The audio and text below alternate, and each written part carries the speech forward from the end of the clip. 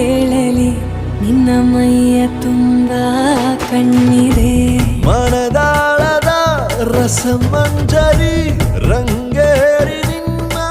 ಕಾದಿದೆ ಬಿಸು ಮಾತಿನ ಪಂದ್ಯಾವಳಿ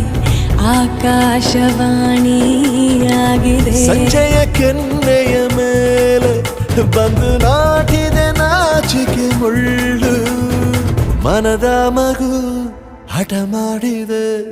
ಮಾಡುವ ಕೊಂಗ